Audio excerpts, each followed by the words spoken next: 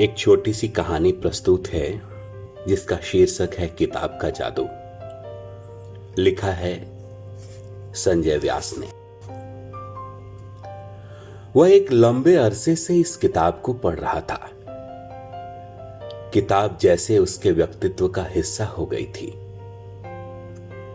किताब उस आदमी में कुछ भी अतिरिक्त जोड़ती न थी, न कम ही करती थी, पर इस गणित से वह बेपरवाह था। किताब उसके पास रहती थी। ऐसा नहीं था कि किताब उससे किसी अदृश्य अस्थि जोड़ से बंधी थी और वह उससे उदासीन हो गया था, बल्कि कई बार तो वह उसमें खोया रहता था।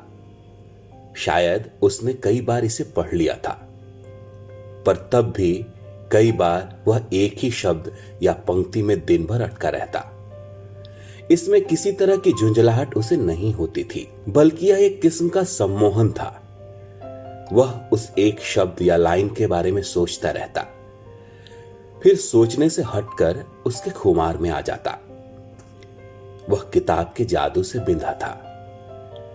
किताब पढ़ते पढ़ते ऐसा अक्सर होता कि वह बुकमार्क डालकर उसे बंद कर देता। इस तरह वह हमारी इस दुनिया में लौट आता। फिर कुछ देर बाद वह फिर किताब के जरिए एक और ही दुनिया में चला जाता।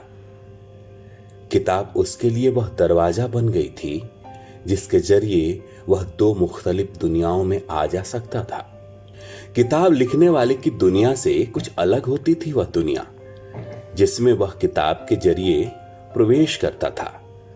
असल में वह उसकी अलग वैकल्पिक अपनी दुनिया थी, भले ही जिसका आकार, किनारे, लंबाई, चौड़ाई वगैरह किताब में पहले से ही तय की हुई थी, पर उसके रंग, उसकी चमक और इस तरह की कई चीजें उसकी अपनी थीं जिनमें परिवर्तन का अधिकार उसके पास था।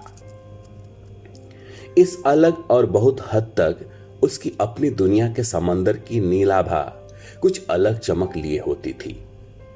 उसकी नदियों के घाट कुछ अलग रंग के पत्थरों के बने होते थे और उनसे नदी में उतरती सीढ़ियां मोहक घुमाव लिए होती थीं।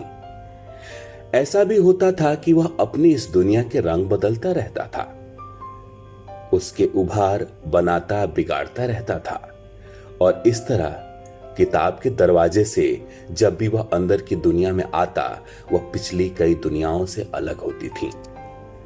इस तरह किताब के जरिए वह जिस दुनिया में प्रवेश करता, वह इतनी प्रत्यास्थ थी कि जिसके कोने मोड़कर, रंग रूप बदलकर वह हर बार नई बना डालता था।